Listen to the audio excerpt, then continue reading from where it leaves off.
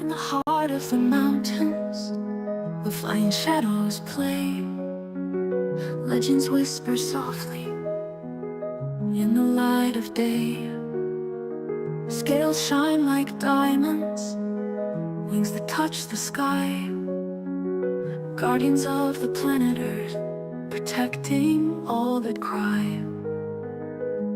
When the storms rage above and the darkened shadows creep, they shield the outer danger from attacking when we sleep. Through their breath of fire, we will find our way back home. They are always there to call on, no matter where we roam. Hear the thunder of dragons, flying high above the earth, protectors of the ancient realms.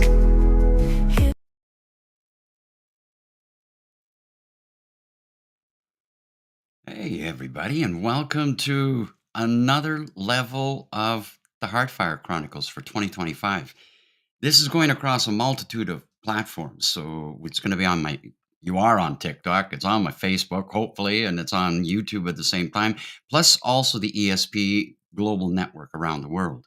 And well, welcome to the Heartfire Chronicles. And for those of you who don't know who I am, well, my name's Gary. And if you ask me what I do, it's quite simple. I'm a being having a perfectly imperfect human experience. And let's start this up. This is the beginning of 2025. Power of nine. Some will go and say, well, no, it's not, but I'm not going to go down that route.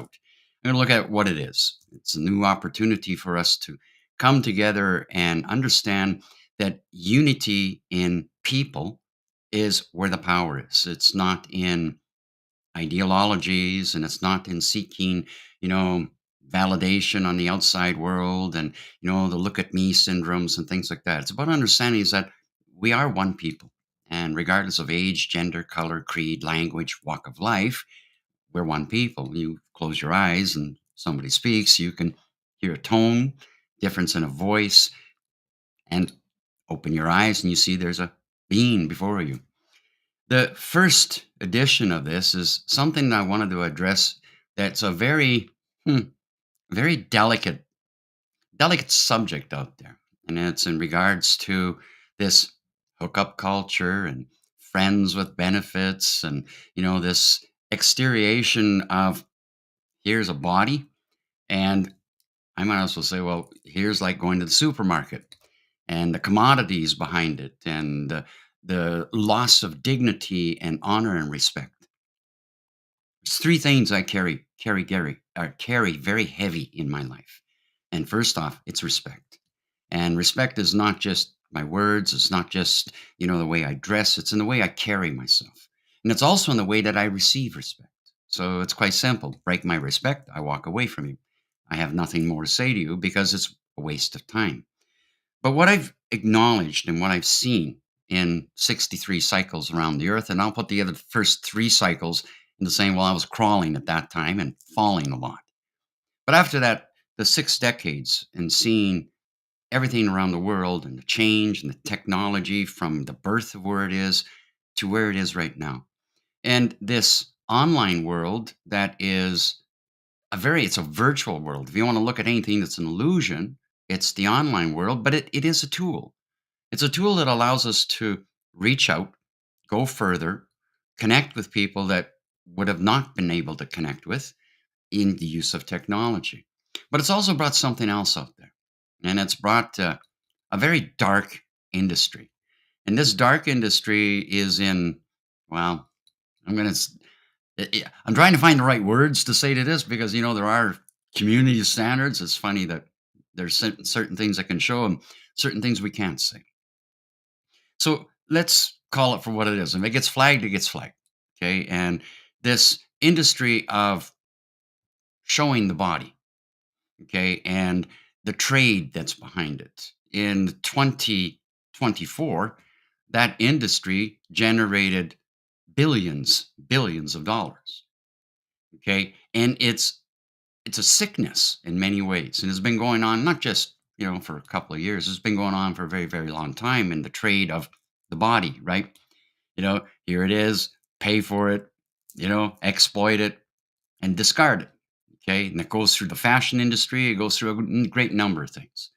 And it's affecting our culture. It's affecting people around the world. It's affecting men as much as it's affecting women. Okay. There's studies out there that have shown it and talked about it and proven that it's actually dumbing you down. So it's dumbing down the brain, it's dumbing down a great deal of things, and it's bringing out more of an animalistic culture in many, many ways, in the way that we see a human body as a commodity. Okay. The human body is not a commodity, it's a temple. Temples, temple. Where's your house of worship? This is the house of worship, in my opinion. This is my house of worship. This is where I find the upper consciousness.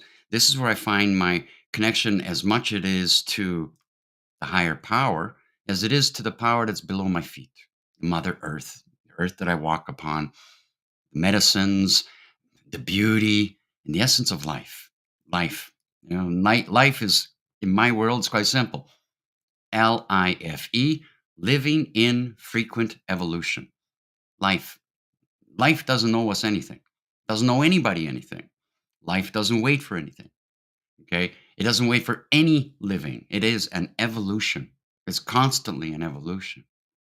But somewhere along the line, the evolution of our species has hit some dark ways, some dark, deep ways of looking at other humans. Judgment, the use of selling yourself, and proclaiming that you're somebody that you're not, and labels and dogmas and stigmas and all sorts of things.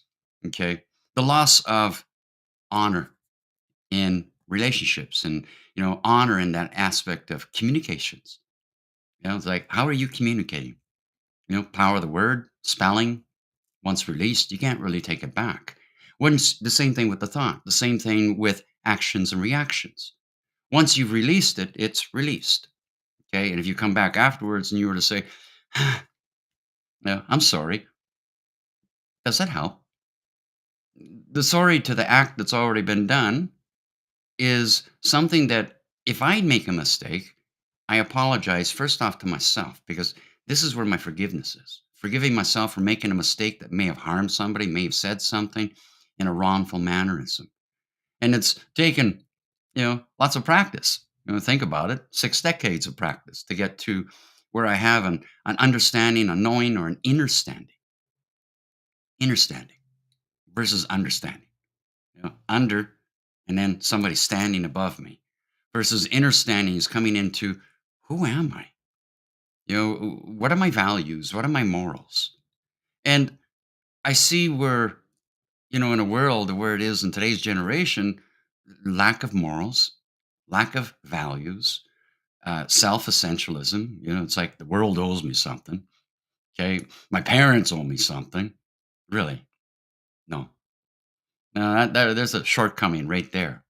The only thing that's owed to you is that you take responsibility and you assume responsibility for who you are, not trying to seek this exterior validation in this meat suit and holding it out on a Gavin hook and saying, look here, flaunt and look at me, and, ask for monetary gain from this. And, we can go into a multitude of different pathways, whether it's the fashion industry and look at the way that it's using this human vessel and putting that human vessel forward, and the distortion of that human vessel.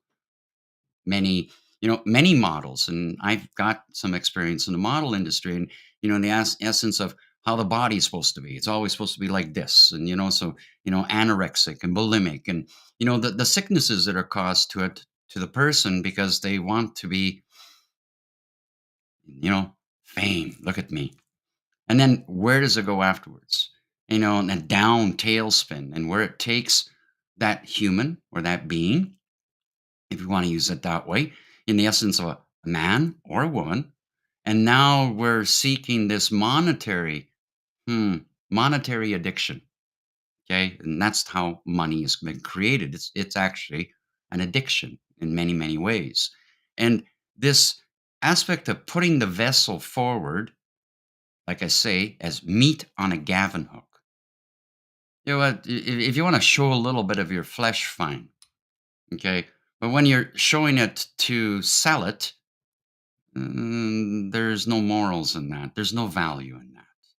I'm old school, gentlemen, respect, honor, dignity, and you're going to throw it at me. Uh, that's fast food. Yeah, that's just fast food. You might as well go to McDonald's and get the same thing. There's no value in that. There's no morals in that. And there's definitely no integrity because you've taken that vessel and now you're using it as fish bait. Okay. And let's go deeper into that. So, when we look at this culture of relationships today, and it's all about the friends with benefits and how many women I've been with and how many men I've been with, is that something to be proud about? Does that make you more of a man or more of a woman with value? No, it doesn't. I fail to see where the value is there. Okay, and it's not something just in today's generation. As a young boy, going through school and the high school jocks and you know all about the score. How many girls they were going out with and being boastful about it. Where's the value in that? Is that treating somebody with respect and honor and dignity? Or is that treating them as an object, a thing, a trophy? Look at the beautiful woman I'm with, or look at the beautiful man I'm with. And the only thing you're seeing is the vessel. Your vessel's 1% of who you are. 1%. 99% is who you are from within. And that comes back, do you know who you are? Or are you seeking that validation by thinking, oh, uh, I've been with this many women, this many men. From a man's perspective, I hear a lot of it and I see a lot of it. And I mentor with men and with women. And I hear it coming back time and time again, the relationship breaking down and the boastfulness about, well, I slept with this many people, or I've been with this many relationships. And, it's like, is it a game? Okay. Where is the truthfulness into who you are? And then you become discarded as what? Just something thrown away till something's better. And from one relationship, you go and you go and you go and you go and you go. What are you seeking? Are you seeking comfort? Okay. Are you seeking the score? Are you seeking belonging? What are you seeking on that validation? And then taking it to the online world and fans only pages and all of this. And it's not just about where the adult is or where the presumed adult is what is it showing to children? Is that what you want your children to see? Is that this is the way to make money or make yourself famous in taking the vessel and saying, here it is, flaunting it, and then turning it into all over the different types of commodities? Okay, selling toenails, selling morsels of hair, selling pieces of clothing because somebody saw you wearing it? Does that give you value? Or the only thing you're seeking is that, how much money is it going to give you so you can buy things? You own nothing. The only thing you own is this body. This is what you own. This is what you're born with, and this is what you will leave the world with in part. Anything else is borrowed. Money's borrowed, clothing's borrowed, things are borrowed. It doesn't make who you are. And so when I talk about this aspect of men that are boastful, what is that? I'm a man because I'm stoic and I got big muscles and I got money and I got a car and I can buy things and buy women. I thought a woman is sacred. In the way I grew up, a woman was seen as being sacred. My father, I learned from my father. I learned from my grandfather. And I learned from many others around me that showed me respect and dignity and presentation and politeness towards a woman, opening up a door, opening up a car door. I saw my father open up the car door and he would take my mother's dress and place it inside so that the car door wouldn't slam on the dress.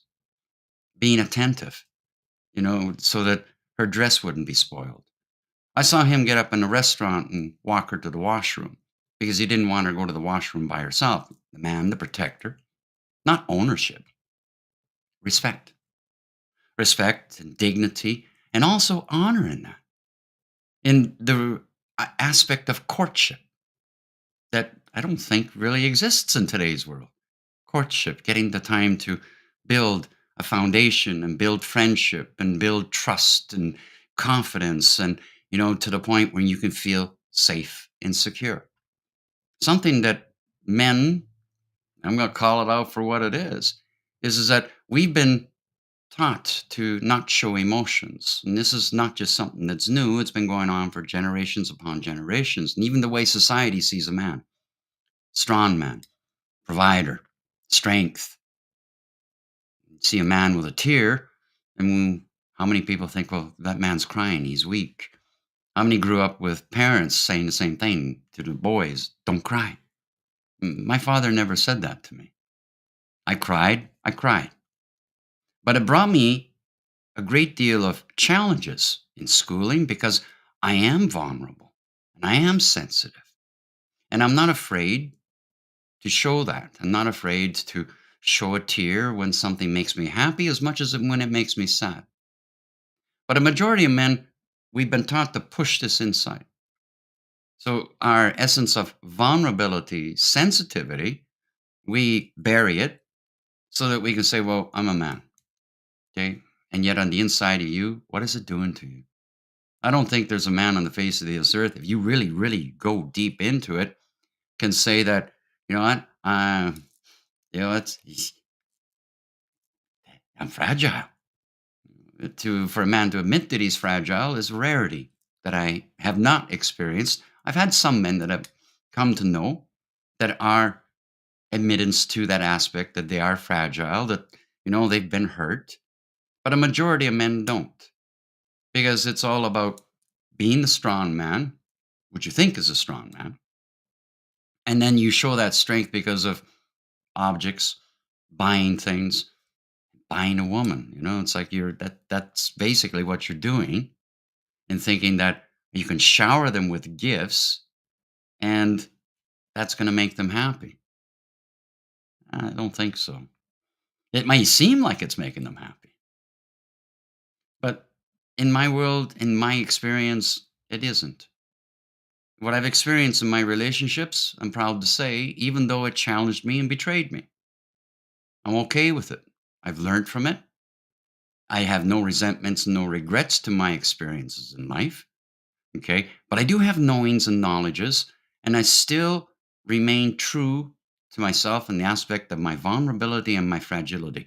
Do I have boundaries? Absolutely. Absolutely. I got a very strong boundary. I got a backbone. Most people that have come to know that I can fire up, and they may think that I'm getting mad, but I'm not getting mad. It's a boundary. And that boundary is very firm, whether it is brother, sister, relatives, or a stranger. The boundary is firm. Lack of respect, betrayal, I'm done. And that doesn't mean I wish harm. No, I'm just done with that relationship because I'm done with the energy exchange. It's it's a waste of my time to engage with such energy if there is no bilateral exchange. Intercommunication skills, the ability to look at somebody and talk to them. If there's none of that's there, then for me, I'm just going to mosey on along my way. And I'll deal with my emotions and I'll deal with even, the anger because I'm going to sit in it. I'm going to stand in it. And the reason I'm going to stand in it is because it's going to help me to grow. It helps me to become a better person. And I'm not perfect. I'm not saying I'm perfect. I'm perfectly imperfect. And I'm okay with my imperfections. Yeah, it's not something I'm going to fixate on and say, I got to fix this and I got to get something like, fillers and do this and do that and change this so that the outside world can see me as perfection.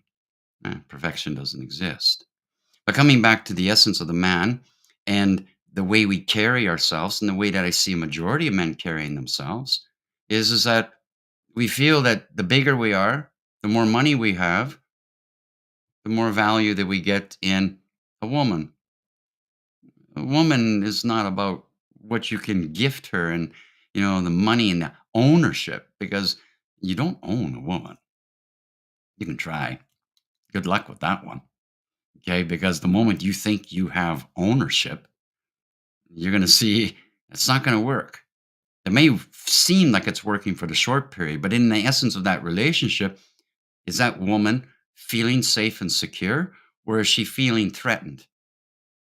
Maybe that's what it is. It's she's feeling threatened, so she's submissive to you. Okay, and she's being submissive to you because you're throwing, you know, fire or garbage. I think it's a little bit of both. Fiery garbage is what it is. Because if you are seeking to have that relationship where you feel safe, for me, it's about feeling safe in my heart, feeling safe in my vulnerability. It's not about what happens underneath my covers. Okay, I mean, be honest with you, that's a physical act that's very short lived in comparison to the rest of the time that's spent with that person in your life, in the sharing, in the growth, in the understanding, and becoming where that home is a sanctuary. Your home is a sanctuary as much as the home of my heart is a sanctuary.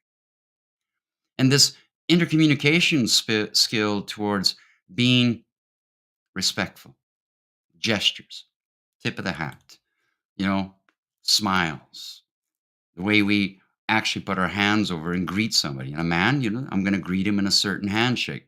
And then a lady, I'm going to greet her in a certain handshake. And I've had the experiences where the woman is actually grabbing the same way. And it's etiquette for me and the way that I carry myself as a gentleman. Okay. And carrying myself as a gentleman is in my gestures as well, my presentation, and understanding that I am a man that is sensitive and tender and kind, but I can also be strong and fiery. And yeah, I can be a spitfire at times.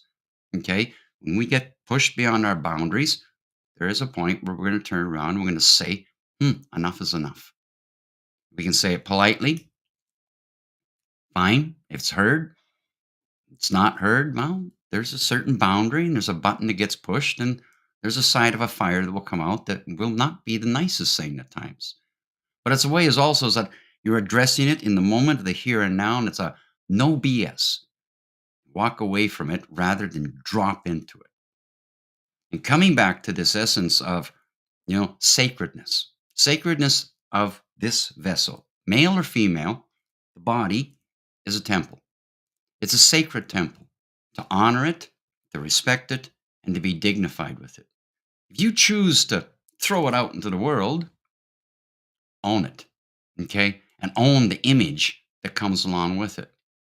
Because the image that comes along with it is only showing that it's a commodity. It's you might as well go to Walmart. It's a commodity. Where's the value? Where's the moral? Where's the respect in that person that you can feel 100% confident with, knowing that, you know what, if you fall, that person's with you. Not to fall with you, but to be there when you fall. So when you get back up, you can turn around and learn from that experience and feel safe in the healing of it. And in the world where media and news and, all of the websites and everything that's out there, we're being polluted by a distortion of illusions, distortion of a virtual world versus how do you carry yourself in the real world. So if you're out there using the internet to show off the vessel, what happens when you walk down the street and are you the same person? Okay, and the stranger comes up to you and says, I saw you on fans only pages. Can I get you a pair of your socks or something else? Is that how you want to be seen? Truly, at the end of the day. And if you want to be seen like that, then fine. Okay, but that doesn't mean that it's a respectful gesture of a human and what it is to be a human. And I know we can go in lots of different ways of using that word. Point is that you are a human being having a human experience on an earthly plane of a living mother, Mother Earth. She feeds you, not your Walmart. She feeds you air, earth, water, fire, and spirit. She allows you to survive in the species to thrive, but we're in shipping containers. Our ancestors were in forests and lands and worshiped the lands and honored the lands and appreciated the lands and appreciated their foods. And in today's world, I think that's disappeared for a fair bit of it.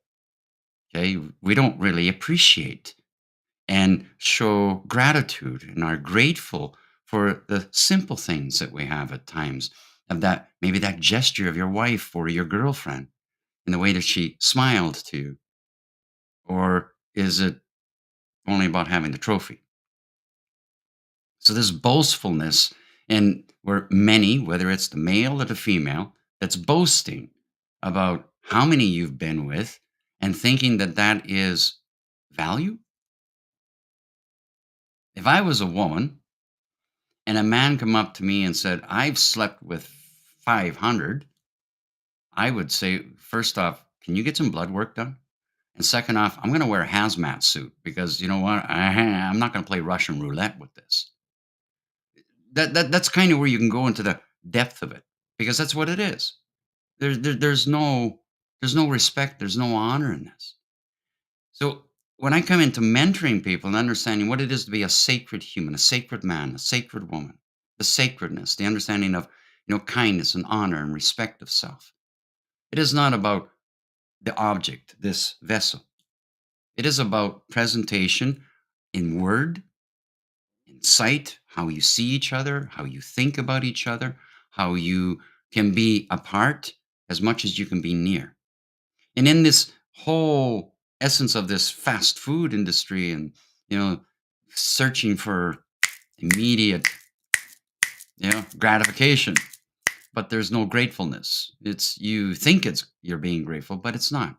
You're seeking something to make you feel of value, but is that really making you feel of value?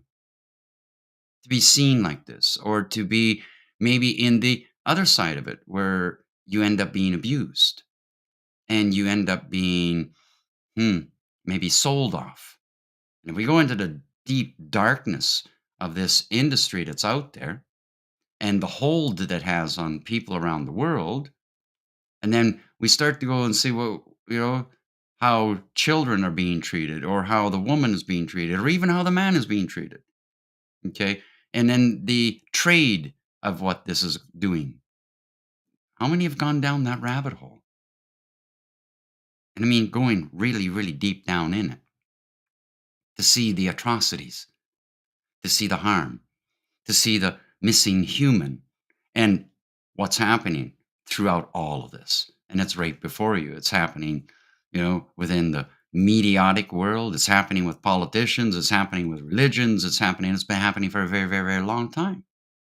So the more that we keep allowing this to be out there, the more that this is still happening to people and the way that people are being treated and the way that people at times are disappearing.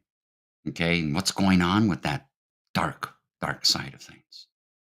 So it's about, are you ready to see the harsh truths? Are you ready to acknowledge the harsh truths? I was fortunate through the media that I use on TikTok, and for many of the TikTok followers that follow me, is an artist by the name of Lindsay Stores that came forward after following for a very, very long time. And she created a piece of music called Thunder of the Dragons, which you heard in part at the beginning of this podcast, and you'll hear the entirety of the song at the ending of this podcast. But she also shared another piece of music that's being considered for the second version of a film about what's been happening to the trade of children in the industry. It's very heart wrenching because it really calls it out, the politicians and the movie stars and the people that we idolize. And yet, what's going on behind the scenes and what's going on in a world that's got a lot of darkness at times. So, how far are we going to keep allowing this to happen? There is a point when we have to come up and be able to speak in that freedom of that voice and bringing forth absolute truths. And we can see the telltale signs of how it's affecting many people because it's, fans only pages, free websites to see all types of commodities of the body. and how it goes. And I'm trying to be careful with my words just in case I get flagged on this. It's like, you know what? And I want to say it for what it is. And maybe I will and take the risk on it because I have a great deal of insight and a great deal of understanding of it based upon a great deal of my experience in my life. And I'll randomize this a little bit and come into a short of a story. I began in the IT industry in 1988. Internet didn't really exist then. And I moved through internet technology or information technology as it birthed and changed and evolved the operating systems, the internet and websites and technology, and to where it is today. At the latter part of that career, I was also working in securities, meaning setting up firewalls and setting up backbones and infrastructures, the banking industry, the financial industries, and other corporate structures. And setting up this was also being privileged to seeing certain things and seeing information, understanding how money really works and where it goes and how it's printed and who's the rich of the rich and who's not the rich of the rich. But I was also privileged to seeing information about trafficking, certain corporations, and you know all of this that brought me down the dark side of the web. Okay, to understand how the hackers work, because in order to protect, the firewall and then the integrity of the firewall and the integrity of those networks, we have to understand how the other side works. What I saw going down these rabbit holes was enough to make me violently vomit, and I mean violently vomit. I saw things that You know, you think a horror film on television is something or the cinema is something. I saw things that would take Halloween and Friday the 13th and make it look like a Charlie Brown Christmas story because it was about what was happening in real time. Have you ever heard the term panda eyes or snuff films? I've seen that. I've seen it to the point where it gave me nightmares. And so I'm very aware of this pornographic industry that's out there and the way that it shows and the underside of things and what it does to a lot of people in that industry.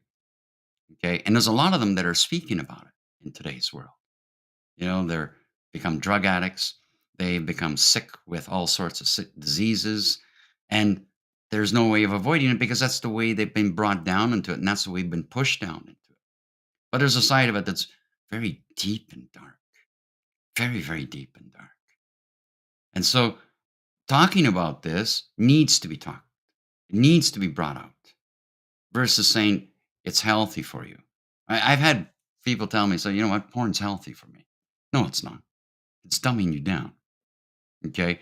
And it's responsible for a great deal of atrocities in relationships.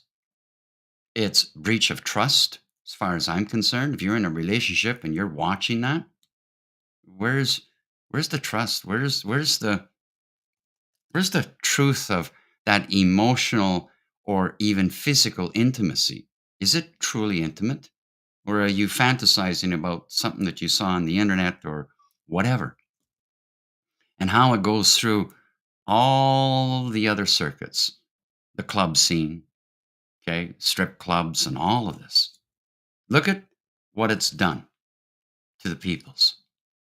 And you can't deny this because just open your eyes. Open your eyes and see it for what it is. That it's a lack of honor and dignity and respect to the human vessel that should be seen as something that's honorable and worshiped and taken care of and to be proud of that.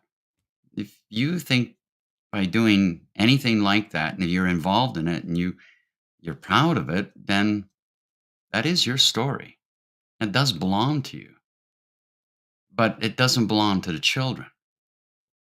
And then the social medias where it's rampant with all sorts of flash posting and ads and they say this doesn't go against community standards and it's taking you to a link that's you know a flesh site. Children have access to this. So why is that allowed? That's my question to the powers to be, the regulatory bodies, the governments of the world is why is that allowed to be? If I go on that flip side of it, because it's a separation from your heart. It's a separation, it's an illusion, and it's dumbing you down, and it's only up here in this gray mass, but it's not in your heart. Because the heart knows the difference between the rights and the wrongs. The heart knows absolute truths. But the program, the egoist, it's like the man that boasts about being with 500 women, or the woman boasting about how many boyfriends she has. There's something very wrong with this picture. And if this is the way that's going to keep on going into the youth, into the with the children, what is the world going to become as the children get bombarded with this? When is it going to stop? When people come together and unite and understand that we, the people, can fix a great deal of things. But it takes us to come together as one. It takes us to be, respectful of each other. And respect is to say, you know what? I can respect myself. So I know what it is to respect myself. And if you don't respect me, I have the right to walk away from you. I have the right to, with discernment, to not engage with you. And if somebody says, well, you should forgive, no, I forgive myself. But I'm not going to forgive somebody who is in an act of an atrocity or leads to an act of an atrocity because that's a threat. That's a threat to the survival of our species. It truly is. And this essence of being an honorable man or an honorable woman, if you want a serious, valuable relationship that is durable, that will stand the tests of the challenges, then it's about coming into your inner world through the power of your vulnerabilities and your sensitivities and being able to be authentic, truthfully. As a man, I also would like to put my head on a lady's shoulder and feel safe. Feel where I can be okay in my vulnerability, where I can shed my tears and not feel I'm judged or opinionated because I'm having an emotional moment, because I'm emotionally engaged with myself, with my emotional intellect and my emotional intimacy into me, not, intimacy like we think.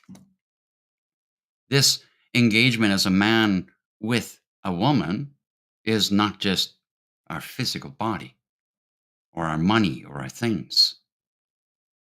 From my experience, from my mentorships, and from working with many people, a woman requires this emotional engagement. That emotional engagement allows her to become safe and secure because now she's secure in who she is, because there's an emotional presence, an emotional engagement that's there.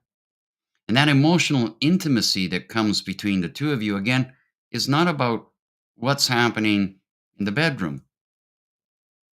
It's about this foreplay of the words. And again, it's not about that act.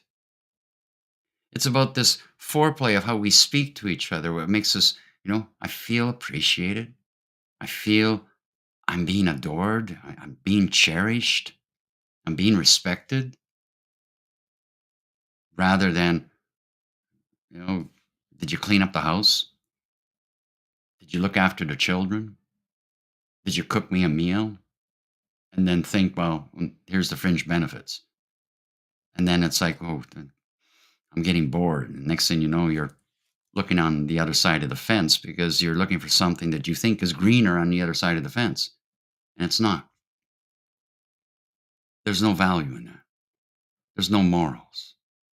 And in my perspective, there is no happiness whatsoever in that.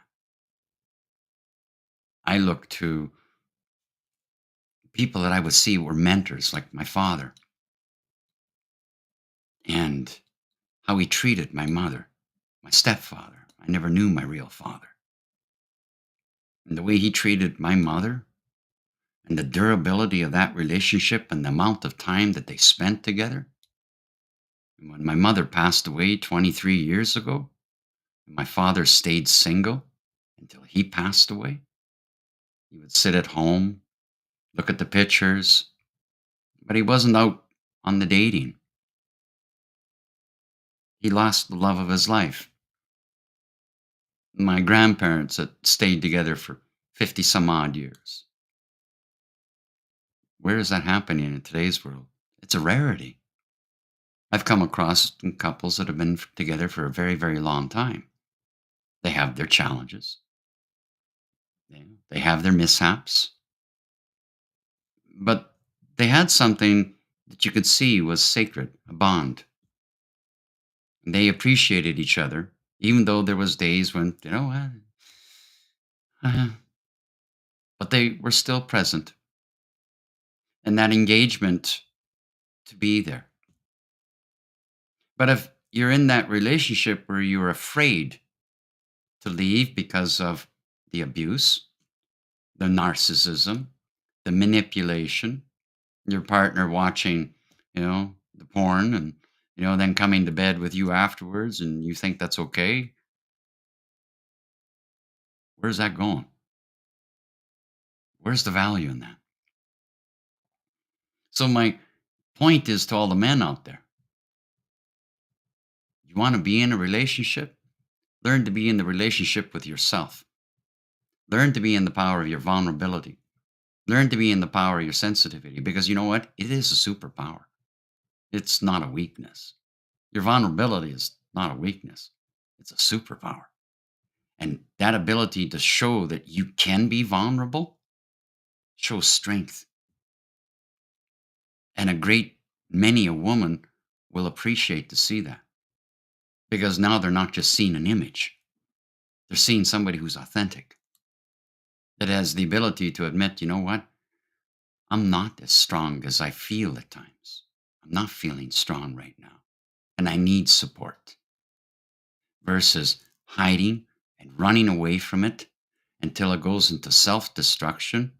And if we look at the opting out around the world, the highest opting out is among men. 80% of those that decide to opt out is men because the way we've been programmed, the dogmas, the stigmas, the labels, the way the world is in this hookup culture. Like, I don't see any value in it. I don't see how you can be proud of that, to be honest with you. So, if you want to be proud of yourself, get out of your fucking ego. Get into the power of your heart. And it doesn't mean it's wishy washy. That means I can stand with strength and I can stand with knowing what I desire and what I don't desire in my life. And if it's still a trouble, then you know what? Sit with it. Sit deep with it. Go deepwards. Go really, really, really, really deep. Meditate on it. Don't know how to meditate? Learn how to breathe. Yeah. In through the nose, out through the mouth. In through life, out through what you no longer desire. Instead of holding on to the hurts and the sorrows and the angers and burying that down and letting it destroy you from the inside to the point when you break. Been there. I tried it. I'm still here. I learned something from it. Nothing is worth opting out. Nothing is worth opting out. But it is worth facing myself and learning about myself from my mistakes as much as it is from my successes. And what is in the essence of that success is I'm 63 cycles around the earth and I wake up every morning and I'm grateful that I'm still breathing. I'm grateful for my breath. I'm grateful for the exchange. I'm grateful for my intelligence to be able to sit here with you, being seen by the world, and sharing my truth, staying authentic, and with a backbone. And God knows some know what my backbone is when it fires up, the dragon spirit that comes out. So I'm going to open this up. And if there's any, I don't see any comments. If there's any questions, feel free to ask any of those questions that you would like to know about or more about.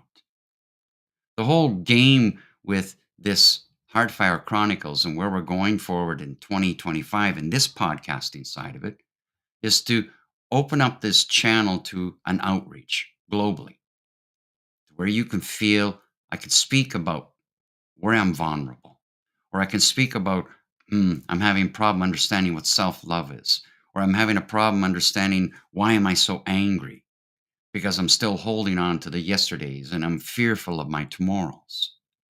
Okay, let me see where this is. I just saw that.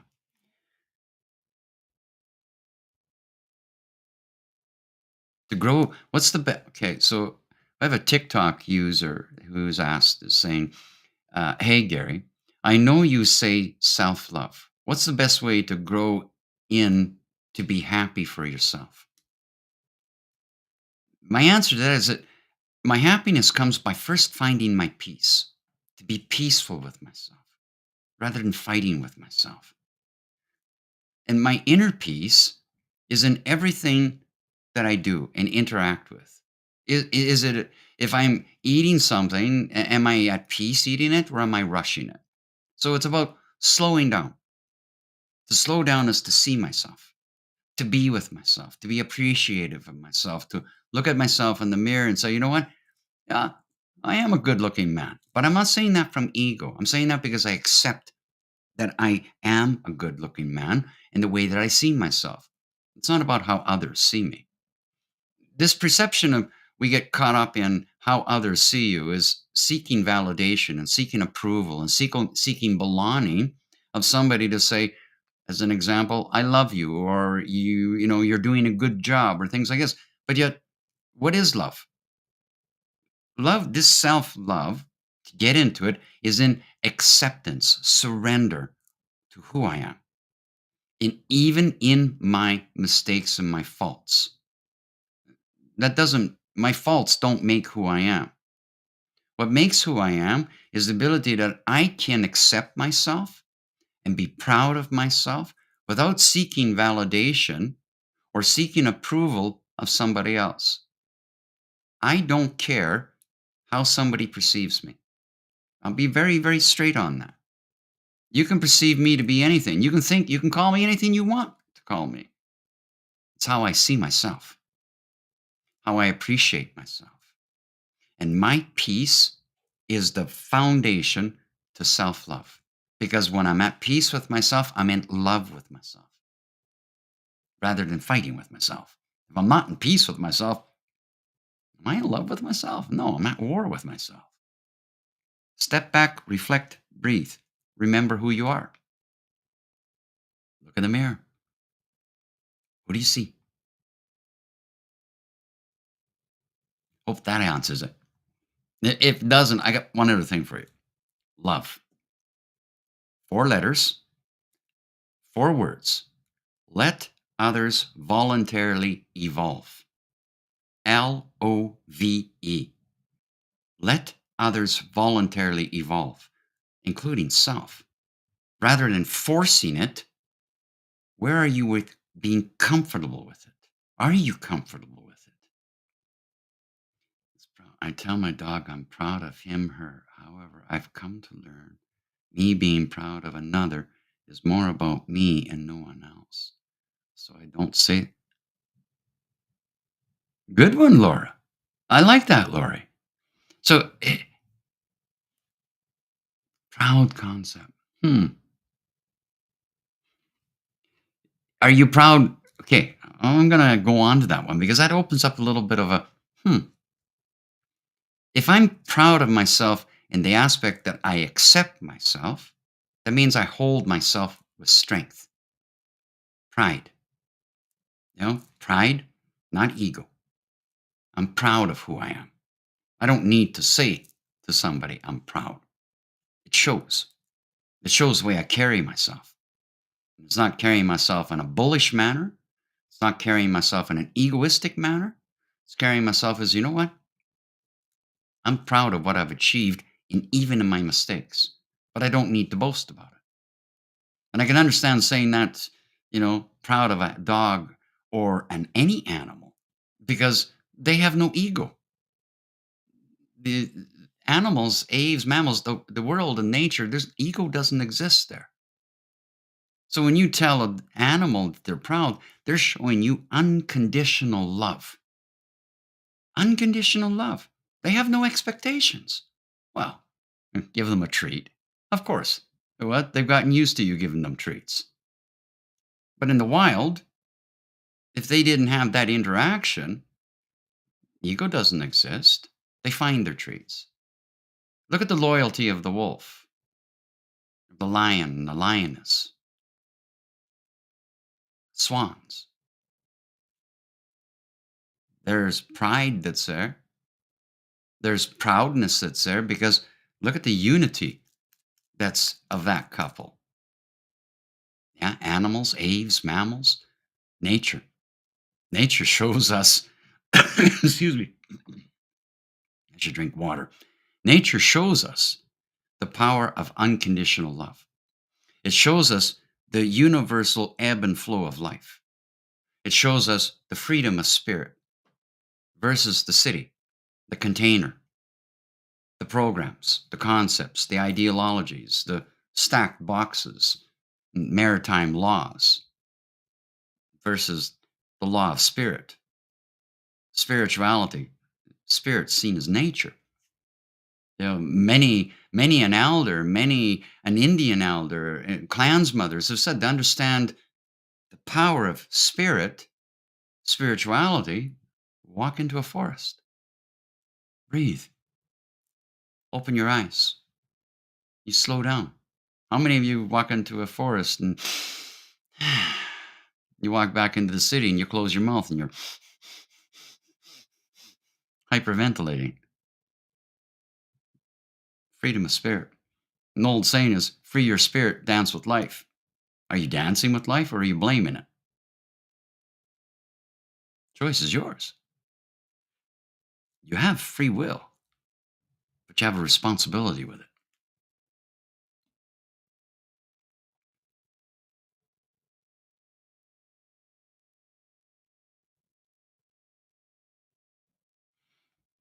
Really, it's important to have an ego. Do you know what ego stands for? Just to add to that, egos, Earth generated operating system. You've been schooled to believe that ego is important. In my perspective, no, it's not. It's an Earth generated operating system. We aren't born with ego, we're taught ego. We're schooled in ego.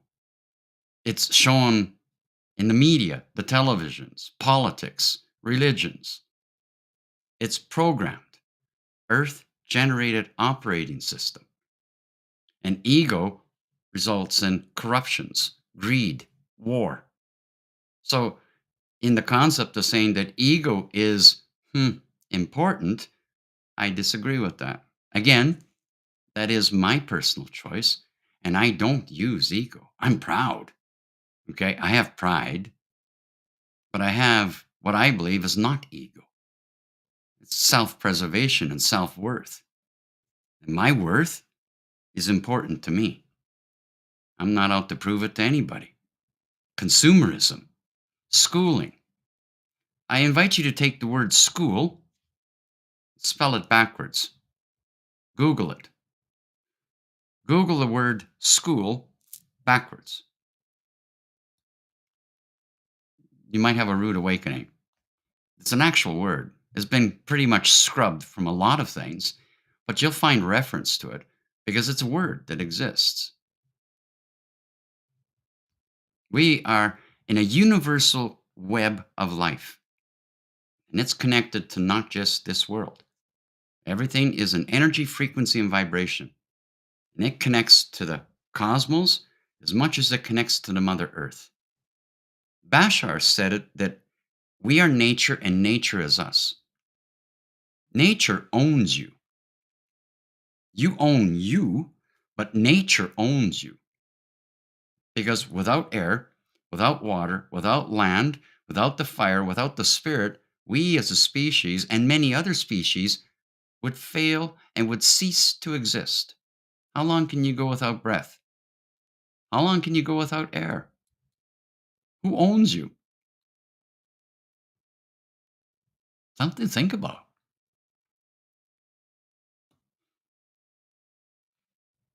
It's all the way you want to look at it in perspective.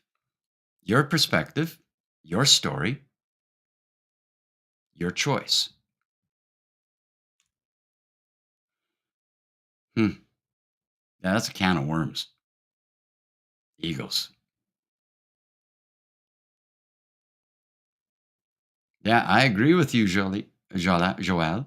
We're not born with ego. We're born in unconditional love. We're born in love unconditionally. Thank you for saying that. I totally agree with you on that one. We are not born with ego. Excuse me, did you get dropped out of the womb and you were with ego? Hmm. I'd like to know where that was. Nope. I got dropped out of the womb. I was cold. I wasn't born with ego. It was like, huh? What is this? I got this diaper on me, and what the hell is this thing? Okay, and this clothing, and and then I'm being fed things. It's like, what is this? The learning process, the birthing process. Yeah, I agree with you. We're not born. We're definitely not born with ego. Yeah, thank you. Like that one. It's a good discussion. That one, ego. Oh, we can go. See, on how many different ways that can go. So, how many of you believe that you're born with love?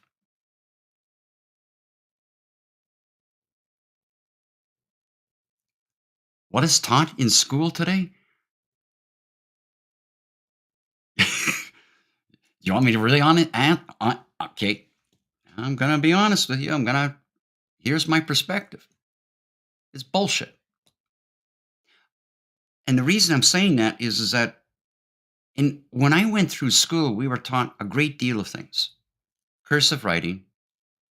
We were taught how to use our hands, how to calculate, how to use a pencil and write. We were shown multiple different professions. I remember being shown from woodworking to welding to cooking to all of this in schooling, in the basics of it. Majority of that's been removed. A majority of people in today's world can't write a letter, can't calculate without the device. They can't drive their cars without their GPS. So it's dumbed us down, to be honest with you. It's taken away survival skills. And then now in this, I'm gonna hit rabbit hole. Is it gonna hit a rabbit hole? And now what are we showing children in regards to gender? I'm appalled at that. I think it's disgusting. I think it's an atrocity that we are allowing this to be brought into the schools that says that a child at that age has the right to choose their gender because of what? This ideology of gentrification and cisgender. And, you know, I'll be honest with you, it's fucking bullshit. And whatever you want to do behind your closed door, I don't care. But to put that thrown into the face and saying that I have to accept this when it goes against the natural laws, no, I'm totally against that. I'm totally against that. That's like, no, you're teaching something that shouldn't be shown to a child. And you may disagree with me. I really don't give a fuck.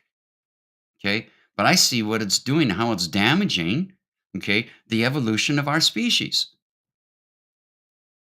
Like I said, whatever you want to do behind your closed door, you want to go on whatever side of the fence you want to go on. I don't care. But don't throw it in my face and say I have to accept it, or say I am a cis male. What the fuck is a cis male? A male is born a male, a female is born a female. You will die a male or a female. And a million years from now, they'll dig your bones up and you will be identified as a male and a female. Whatever you want to do with the lifespan in between that, you want to modify yourself, you want to change yourself, fine, fine. Power of free will. Assume the responsibility with it, but don't throw it in people's face and don't throw it in children. No, no, I'm totally, yeah. And the way school operates today, if I had a child today, there's no way, no way I wouldn't. No, homeschool, homeschool. Yeah, sports.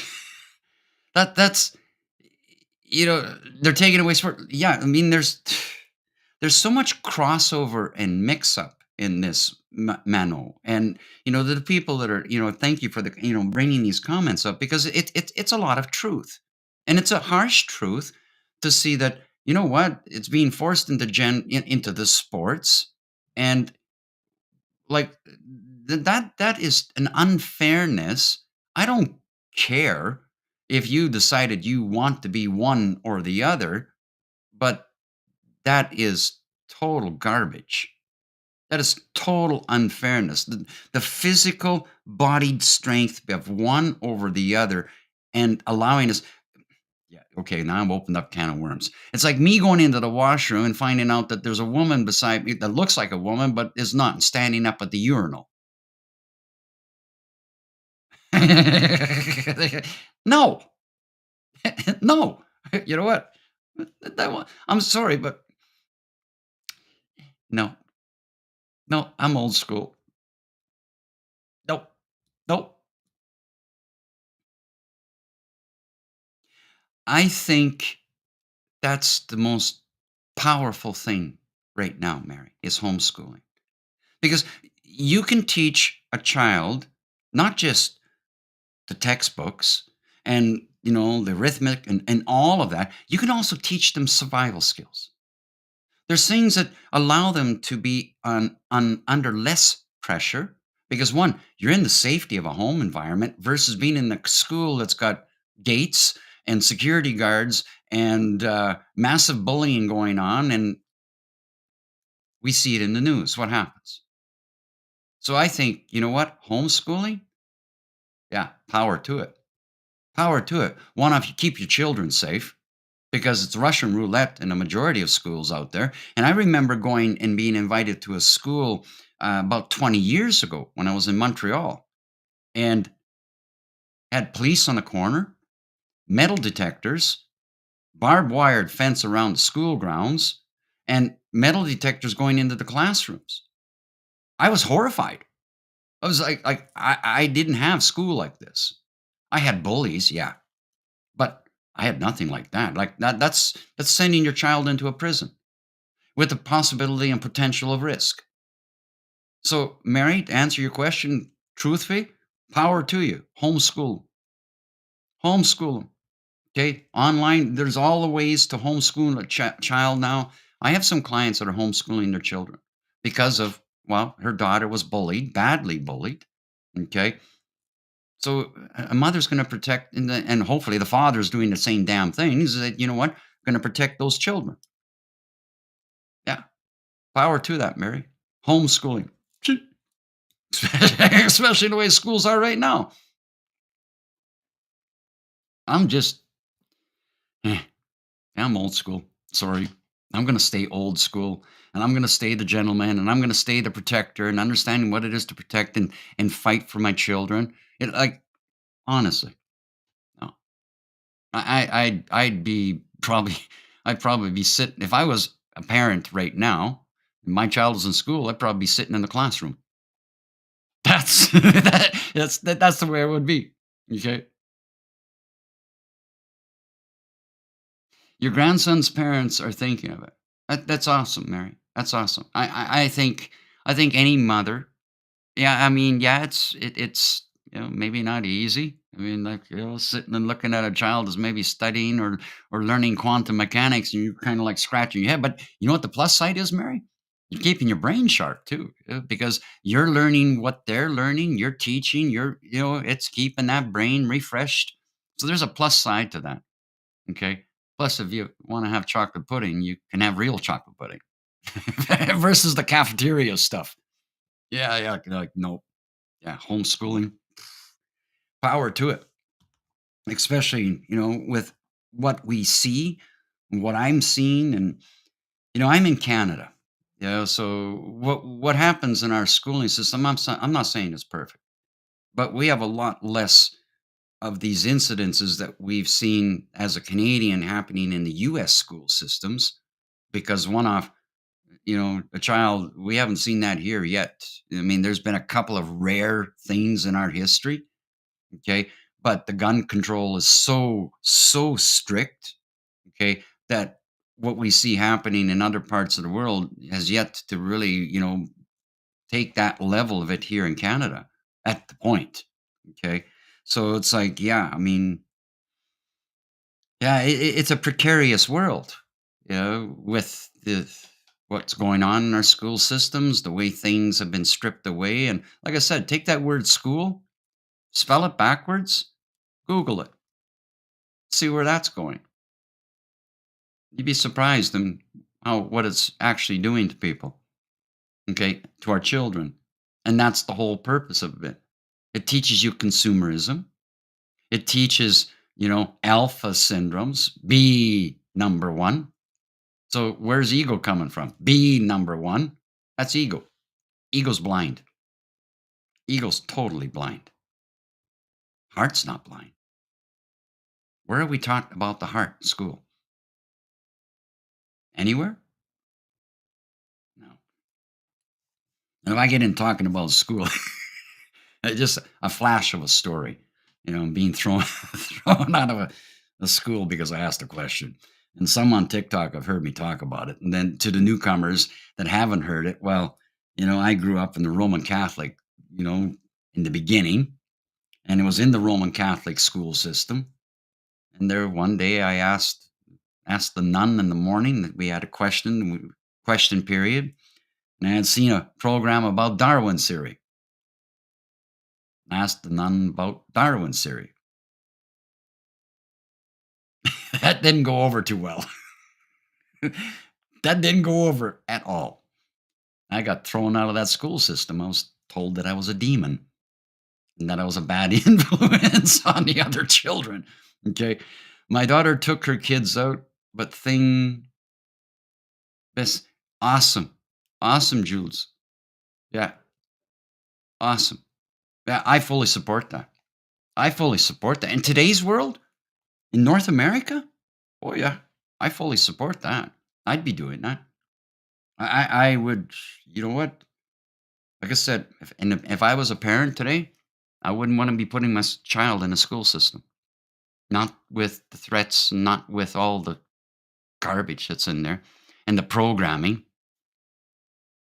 Okay. The programming that's in that and how that ties into, the higher, well, you can't call them higher powers, the elitism of the world and what they really want. They want a population that's controllable versus having you in freedom of spirit and understanding the power of your heart. And many of you on TikTok have heard me, and then others have heard me talk about it too, is the heart coherence and the heart and what it generates and that field that it generates around you. The depth of self love brings in that power that expands this shield around you that's filled with truth sensors. It allows you to, step into the higher consciousness and higher power of who you are and the ability to, I can sense what's right and what's wrong, even if I'm in a distance. This walking down the street and you feel a shiver, that connection that's there. It says like, oh, that's an energy that I might know, or that's an energy that feels really icky. The heart field versus focusing only on the ego and the mind and the programs. Free your spirit. Dance with life. It's not easy at times. It's not easy to love yourself. Nobody said it's easy. But the more you work on it, the stronger you become, the more respectful you become. Because you know in the power of love of self what it is to respect yourself.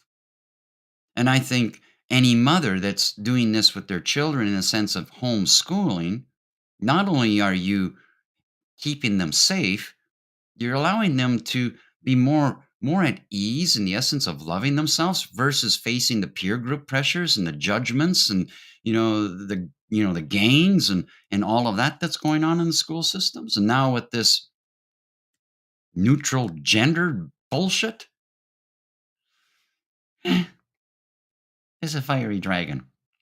Yeah, fiery dragon in many ways. Any other questions while we're at this? How come nobody's asking about what it is to be a sacred man or sacred woman?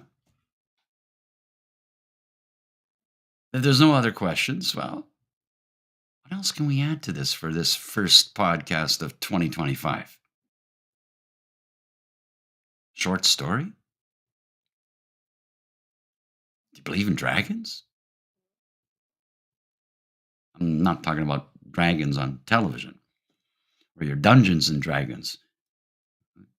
How are the dragon spirit, the celestial guardian? It's shown throughout all history. If you really look into it, you'll see that there's an essence of dragon everywhere. What is it to be one?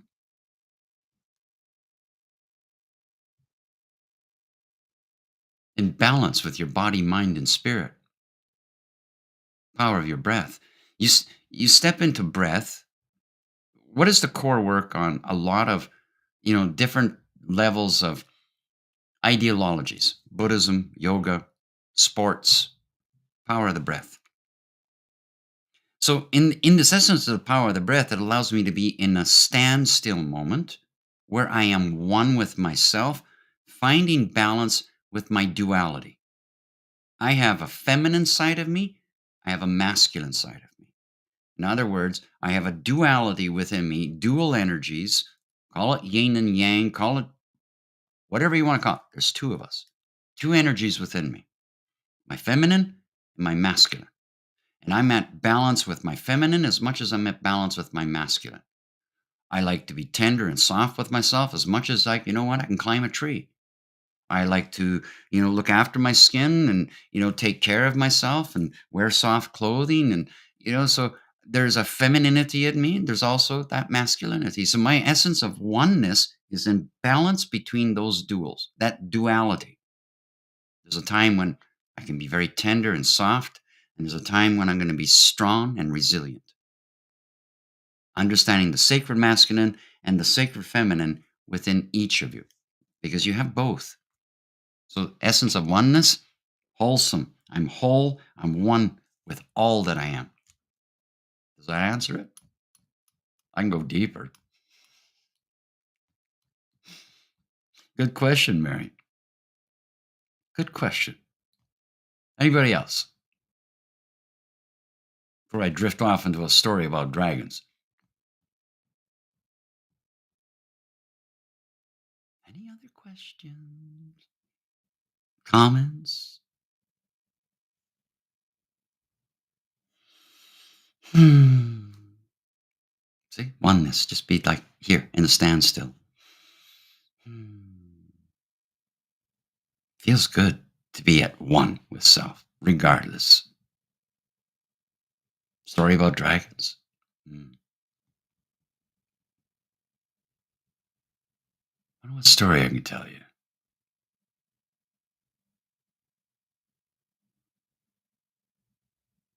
What brings me the most joy?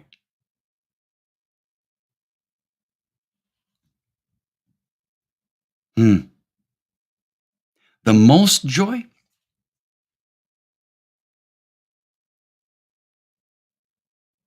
I have a special soul that brings a lot of joy in my life, but that's more on my private side of things. But that brings me a great level of joy.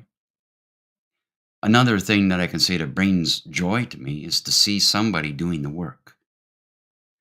So, in this outreach community of the Heartfire Chronicles and what's been created with it, it was created on the aspect of love. And the joy that I get from that, the reward that I get from that, is seeing somebody that a year ago was desolate, wanting to opt out, feeling lost and listless, to now taking their power back. That is a seed of change. I see that person growing and becoming a seed of change and taking back their power. That brings joy. That brings happiness to me to see that. To see another fellow human stepping up and taking control of their life without the ego. Healing. That brings joy. I can go on and on. On self, any suggestion on self healing, you start feeling some physical discomfort. Yeah, you will feel physical discomfort as you're going through the healing process. You know, self healing. So we can look at it from the physical body or the mental body, or we can look at it from the spiritual body. So I'm going to expand a little bit upon that, Julie. And this vessel houses five bodies: the emotional body, the mental body, the physical body, the nutritional body, and the spiritual body. There's five bodies in you, or five sub bodies. Each body has a series of optimization keys. It also has a series of kryptonites. Okay.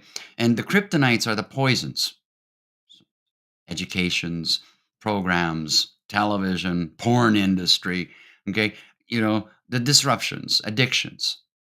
Okay. And that poisons the emotional body, that affects the mental body, takes its toll on the physical body. There's where the discomforts are coming in. Okay. The illnesses, the dis-ease, separation, dis-ease. Okay. And then our nutritional body is what everything that we're feeding upon: the environment, what we see, hear, smell, think, taste, put into our body, what we touch, what we watch, our, is it order? Is it disorderly around me? So my nutritional body is everything that's feeding the sensorial experience of this vessel. In the process of the healing, there is going to be discomforts that can affect emotional, mental, physical body. Okay. The nutritional space, the disruption. Now you go from disorderly to spinning and going to absolute order until you find a balance in that pendulum. And so, this essence, as we heal, it's not meant to be easy. If it was easy, the world would have healed already. So healing takes discernment, diligence, it takes conviction towards yourself. And in the process, it's not going to be something that's, feeling comfortable at times. To sit in that trauma, that hurt of the yesterday, it's not going to be comfortable. And it's not meant to be comfortable. It made you feel icky. And so to get out of the ickiness is to be able to sit in it and to understand the trigger of it, acknowledge the trigger, and know that it doesn't exist anymore. Because two things don't exist: yesterday and tomorrow. All that exists is right now. And this comes back into finding oneness, stillness, stand still, and finding acceptance and surrender. Surrendering to it is not saying, I'm weak. Surrendering is, I let go. And in letting go, that discomfort, it's going to purge. And it can be a purging emotionally, mentally, physically, even to the point where the purging can be a pungent smell that is coming from the body because of the toxicities that is not just from the foods, but how you've been feeding the mind. So there is a discomfort there. Welcome it. Don't run away from it. Welcome it. And it's like, this is going to hurt. Yeah, fuck, it's going to hurt. But you're going to grow from it. You're going to become stronger from it. You'll know the differences between the rights and the wrongs that created that discomfort in the aspect of self healing. So that's dealing with those yesterday moments, the traumas, the hurts, the betrayals, the angers, the resentments, the shames, the guilts. There's also this self healing where you have the power to heal this physical body in knowing that how much power you truly have to heal your sicknesses. Because the sickness has a source. The body's become sick, there's a source to it. There's a reason. Somewhere along the line, something has brought that forward. Foods, environment, upbringing. So the body has become physically sickened, diseased, so separated. And so the body takes that affliction, hate. Example, you hate yourself, your skin responds to that. You hate yourself, so the body's going to show you. You're going to look in the mirror and you're going to all of a sudden see all sorts of imperfections. You're not well with yourself. You feel icky with yourself. Your body's going to respond to you until you learn to heal it and to let go of those triggers, those afflictions. The more you love yourself, the more you glow, the more your body responds. Okay, it's a win-win situation. So yeah, discomfort's part of it, but the reward, the reward is worth it. I assure you that it's very worth it. Very, very, very worth it because now you know yourself. An outside world that perceives you to be something else is like, excuse me, that's your perception. We have an acronym for it in the TikTok community. We call that an HIA syndrome. You know what? There's people out there that have HIA syndromes. Just remember, it doesn't belong to you. Never did belong to you. The only reason that you've allowed it to belong to you is because you've allowed it to take your power away. You've allowed that other person to take your power away because you've lowered yourself to their narcissism or their manipulation or their abuse. You have a choice. There's no in betweens. There's either a yes or a no.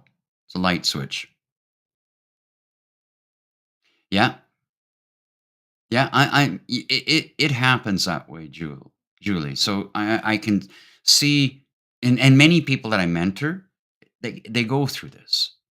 Okay, they do go through a physical body this detox. Okay. Think of it in meditation. We go sometimes in meditation, we go through an energy detox. The body responds to that. The body is going through because it is energy, it's coming through our body, it's being released. Okay. And so, aches, pains, that's a potential. The way the skin responds, that's a potential. The way our inner organs are responding. Yeah. I had a client.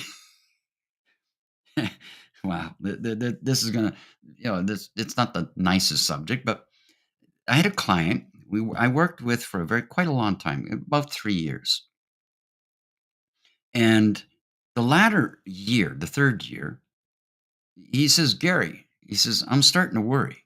I says, what are you worrying about?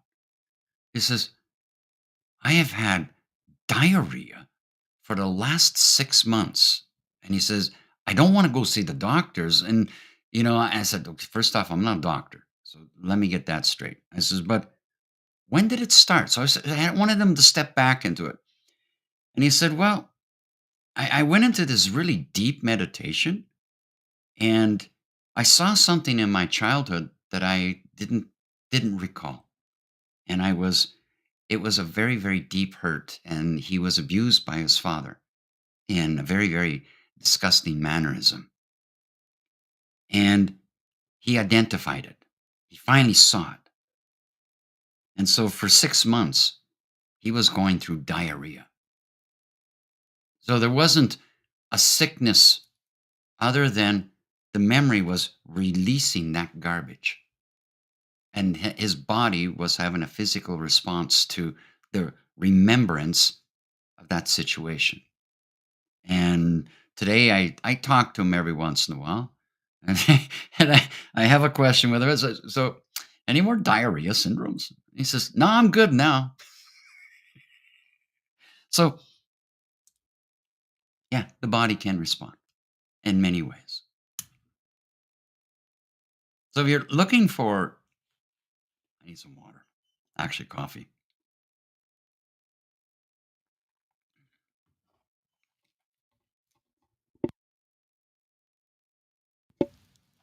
Clear the throat a little bit because it was starting. What can I say in this towards a we're coming down to the I think the end of this podcast for this time. And then next week we'll go into something else. Some thoughts I would like to leave you with. And I want you to remember something, no matter who you are. It's not about your age or your gender or your color, your creed, your culture, your language, your walk of life. It's about the power of the being that you are. And that together we can come together as one people. And we have the power in this beautiful golden opportunity in this age of Aquarius, this time that's been talked about and philosophized and prophesized for generations, for hundreds and hundreds and hundreds and hundreds of years.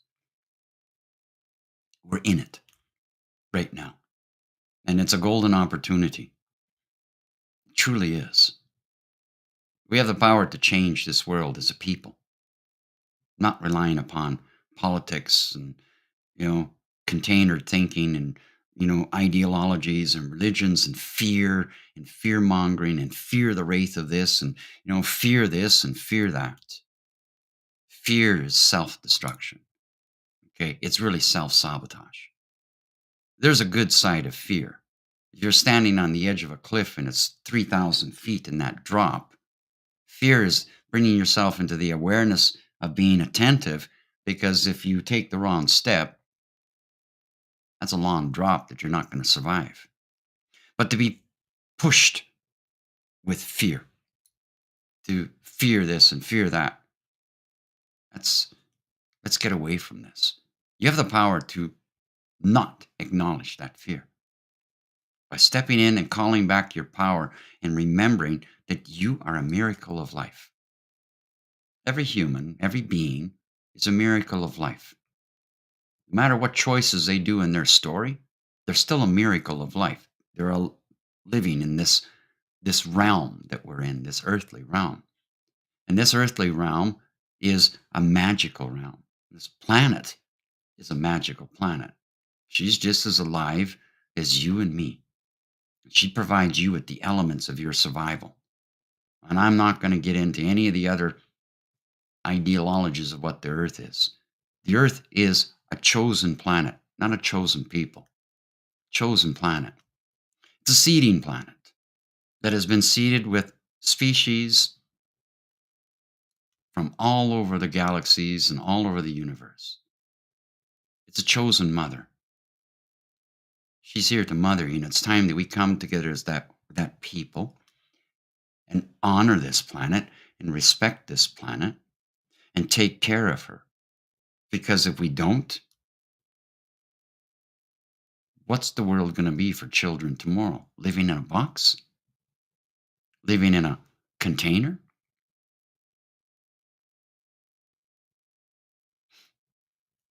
They say smell the flower, smell the rose. Take the time to smell that rose. Don't pick it. Smell the medicines that's being delivered by that rose, by that tree, by that wind, walking along the waterways and the moistness in the air, the appreciation of the blueness of the skies and the brightness of grandfather sun and, the glow of grandmother moon. Stop running down the rabbit holes and all sorts of fictive, ideologies. Our ancestors opened our eyes and looked at the stars and navigated. They connected with the earth. They honored her.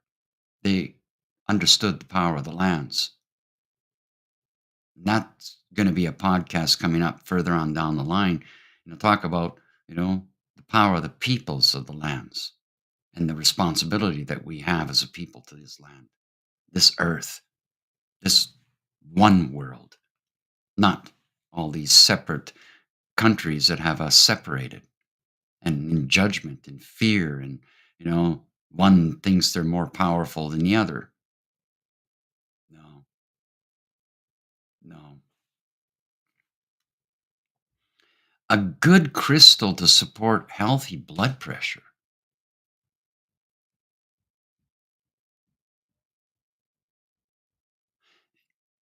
One that comes to mind, and I work with it, is garnet. Garnet has this ability to work with our blood flow. Okay, so we can talk about rubies as well, but let's not go into that one. Garnet is, it's got a beautiful heart energy. Okay, so it is known, and I create some things with, with that crystal as well. Garnet backing and rose quartz and others. So when we look at anything that is of that red or color, bloodstone is another one that is known for this. So there's ones that are coming to mind as I'm going more into this. Okay, but anything that's representative of that color of blood has that ability to find balance with our root energy as much as it finds balance with our blood flow. Some crystals, be careful with as well. It's like a lot of people ask me about moldavite. You got to be ready for moldavite. So don't take them for granted. But I would highly suggest, get yourself a piece of garnet, raw garnet, not polished. Okay, see how that works with you. And if that's not fitting it, reach out to me. I'll do some further research and see if there's some other things. We can't know everything. It's a learning process all the time, right? Anything else? Questions or comments?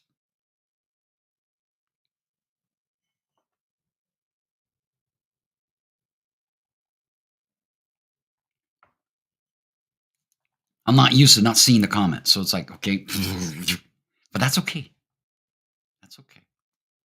I think the Facebook group, it's been a while since I've been on Facebook, so I'll see if there's any feedback from that. Okay. But there's more coming forward. I can guarantee you that. We might be talking about some things that are going to be uncomfortable. I'd rather you be uncomfortable than be in a comfort zone so that you can do something about it. Uncomfortability brings forward change.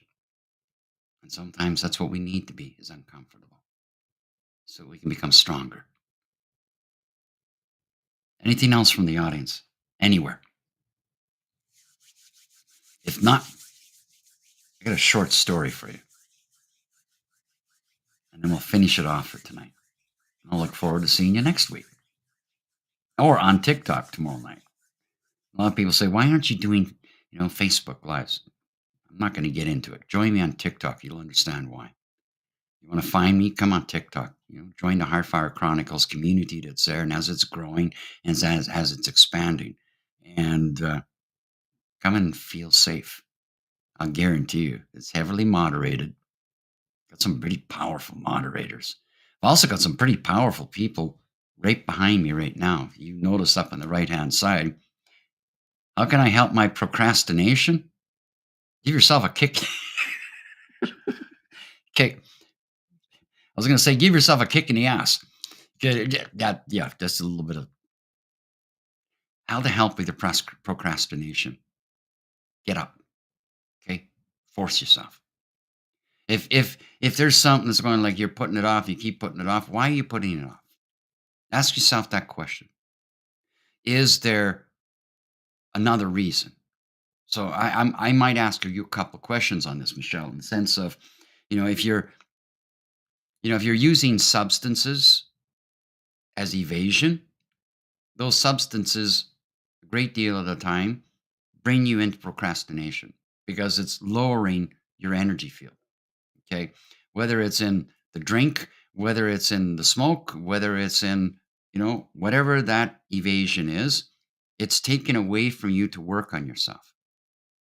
And that procrastination is because you've gotten into a comfort zone where, okay, I don't need to do anything. It's like the bottom line of it is that you're sitting here in standstill because you're in a comfort zone versus breaking free from the comfort zone. Challenge yourself. Start with little things. Challenge yourself. Challenge yourself at the very beginning of the day to be with to be grateful. To be grateful for the power of your breath. And I can throw another challenge at you. You want to get out of procrastination? Yeah, every Thursday is what we're planning on doing. So here's a challenge for you. It's going to take you 6 seconds in your day, 3 seconds in the morning, and 3 seconds in the night. You wake. What's the first thing we normally do? We go to the washroom, right? I want you to take 3 seconds after you've done whatever you have to do and look at yourself in the mirror and say 3 words. I want you to look at yourself in the mirror. Like, really look at yourself and say, I love you. Yeah, you know what? It might feel uncomfortable. Keep doing it. And when you come at home in the end of your day, before you go to sleep, you're going to do the same thing. That's 6 seconds in that 12-hour, 24-hour period. 6 seconds. That's the challenge. And it's not to do it for one day or a week. No, you do it every day. And to the point when you look at that mirror, when you wake up in the morning, you go in that mirror and you go, yeah, okay, we got this. That's is going to reprogram in this essence of self-love. And that's going to give you power. That's going to help you to break out of that procrastination. Because if you're sitting there and stand still, are you loving yourself? No, you already acknowledged it by the question. Is that how do I get out of procrastination? So the heart is seeing something. The heart wants you to move something, wants you to do something, but you're here and not here. Whys, what fors, how comes? Yeah. Our love is the force that expands our consciousness. Absolutely. Love that one. Love that one. It brings a shift of reprogramming of self. We are always enough. Absolutely. You are enough. Why are you doubting yourself? If you're saying you're not worthy, well, hold on a second. Get that shit out of your head. No, you are worthy. You are enough. You are capable. There's a powerful statement, an I am statement. I am worthy. I am capable. I am love. I am intelligent. I am not in the ego side of things, in the uplifting versus saying, I'm weak. I'm hurting. I'm stressed. I'm angry. You try this. It's a proven study. If you say, I'm angry, the body tenses up right away. Automatically. It's an automatic response. The body tenses. Repeat, I am calm. 3, 4 times. Take a breath. I am calm. Body relaxes. Body slows down. The heart rate slows down. The stress begins to melt away. You're going to saying, I'm anxious. Well, what did you just do? You've already I'm anxious. Filled with anxiety. So you're empowering the negative versus taking the power back and saying, I'm calm. It's practice. It's self-worth. It's self-practice. You are the master. Self-mastery. You're the master. You are the ascended master of self. There's no ascended master that's up above you. No, you're an ascended master of self. Become your master. You're master of your story, your life, your destiny, your karma. You are the master of your life. Nobody else's. And that comes with self-love. That comes with the power of self-love.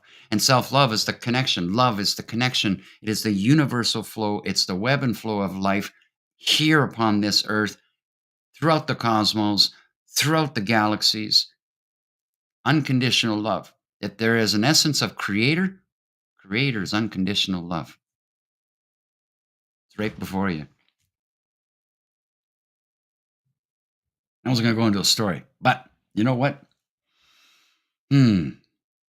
Does gratitude and being grateful help with manifestation? Yes, it does. Absolutely. Absolutely. When you're in gratefulness, if I'm grateful, I understand that I'm in a better flow. And so to have gratitude, I'm grateful to have this crystal. I didn't buy it, it was gifted to me. I'm grateful to have this. So it sits with me.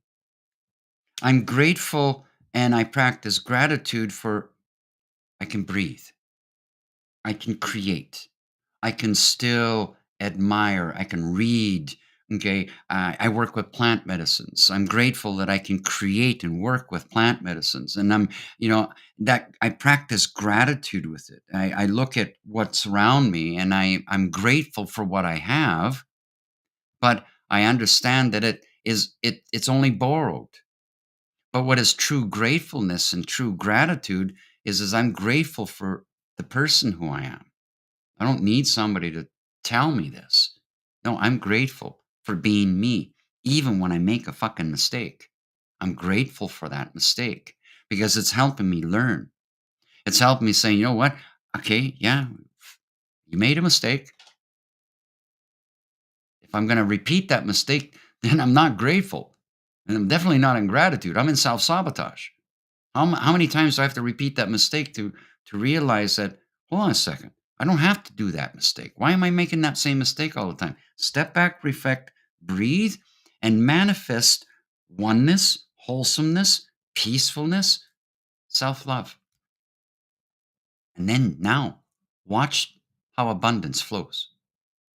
And abundance, don't think of it as things. Okay. Don't think of it as, money and objects. That will flow. Okay, because there's no obstructions. And I have that's a whole other conversation. And we'll talk about that in another podcast.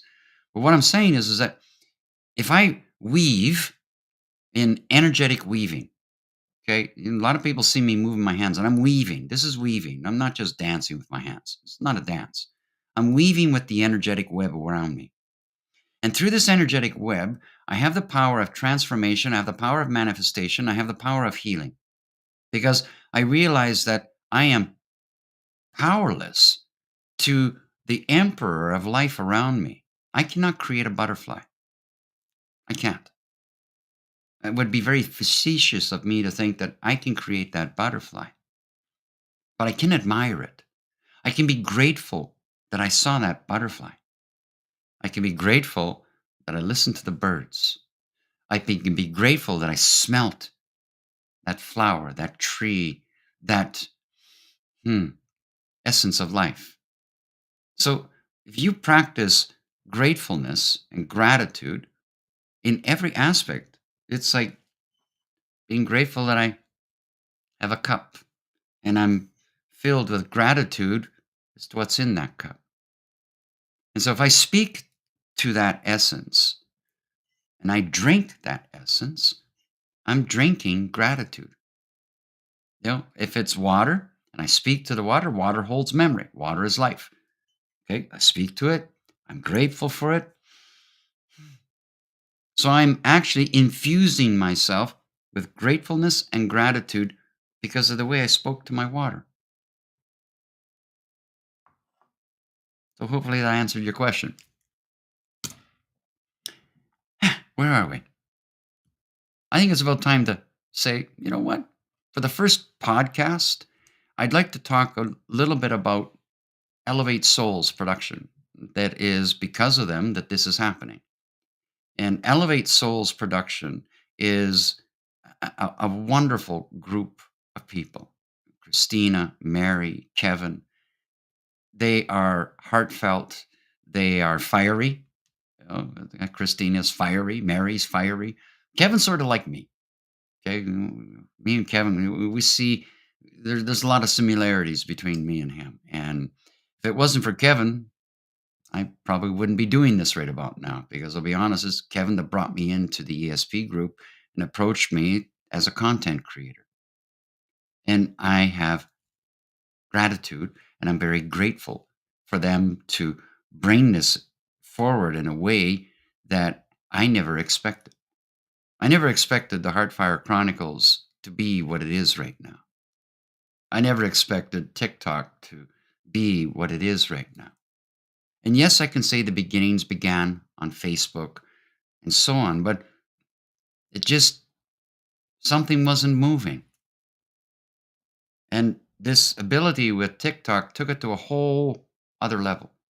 And I know there are people out there thinking, well, TikTok's going to disappear because of, some governmental thing in one part of the world. It's not going anywhere.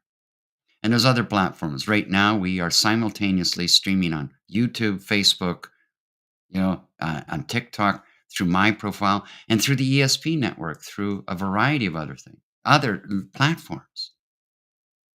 And Elevate Souls, it's got a good ring to it. Elevate Souls. We're here not to heal people, but we are here to show by example that we can work together, that we can co create together rather than hate, destroy, and war. I believe that we can do this. My hope is for humanity, but it's up to every being that's having a human experience to do their work, your work. You have the greatest potential. Listen to the inner one, the little inner child inside of you that holds the highest potential. It's the key to your intuitiveness that comes from that inner child. Gut instinct. More discussions for more podcasts in the upcoming future. Other than that, join me tomorrow night, Friday, 9:30 Mountain Daylight Time on Twitter. Not Twitter. Bzz. You know what? Maybe it's an old age thing. I won't go there. TikTok. Come join the family. You want to reach out to me? Do you want to look at me working with me as a mentor or creating something with you with, the power of the plant medicines and, essential oils or shamanic talismans? The link to my website is right down below, phoenixapothecary.ca. PA links. It'll take you into a variety of different connections into my website. You can reach out to me through WhatsApp. It's available through the link through my website. Feel free to send me an email. And if we can connect and work together, it'll be a pleasure to work with you. Okay. And other than that, I just want you to be the best version that you can be of yourself. And that begins with loving yourself. Because when you love yourself, nobody can love you more than you can love yourself. Absolutely nobody.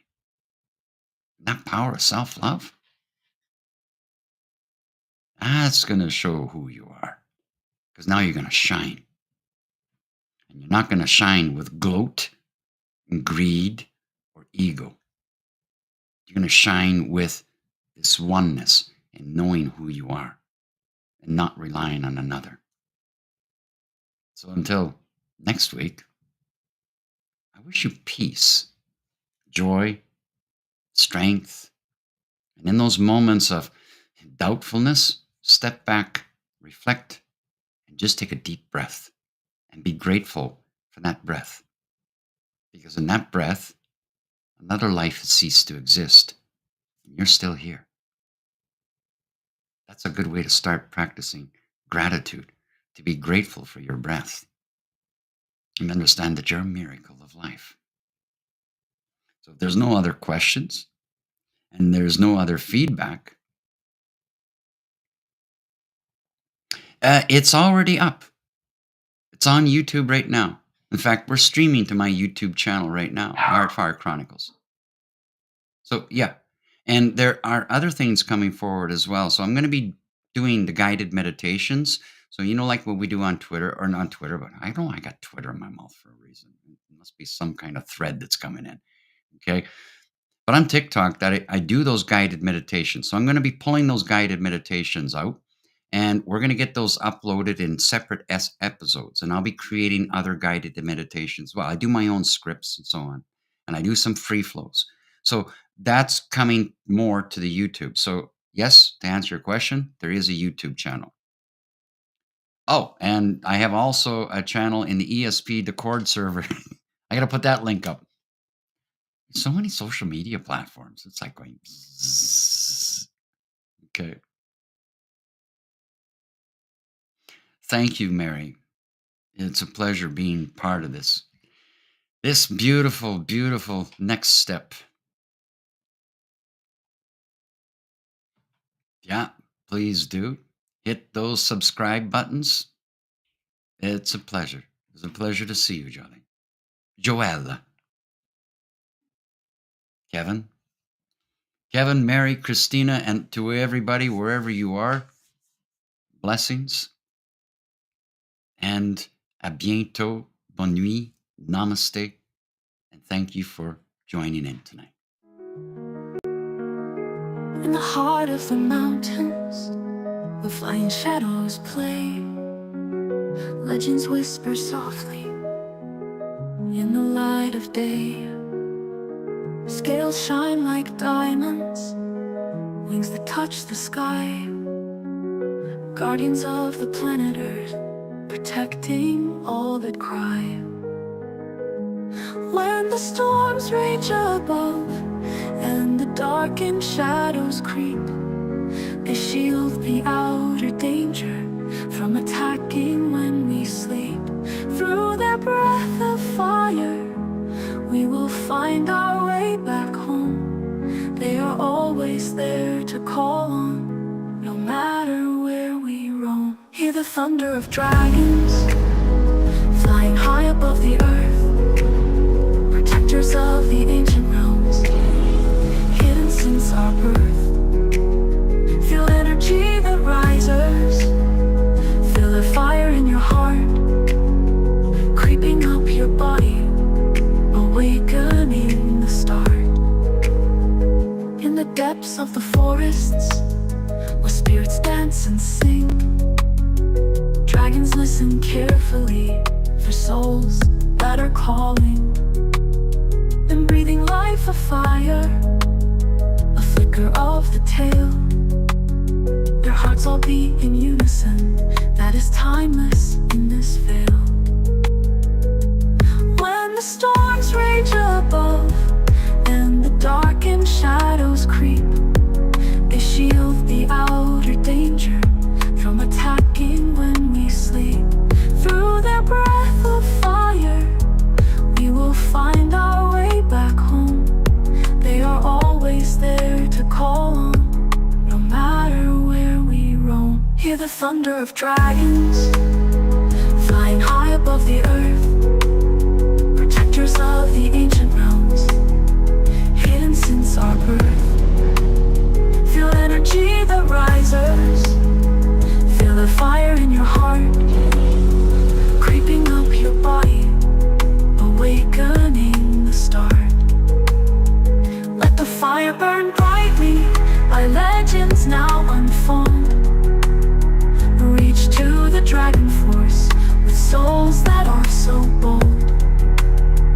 In the tapestry of night, their stories do entwine, forever our protectors and eternally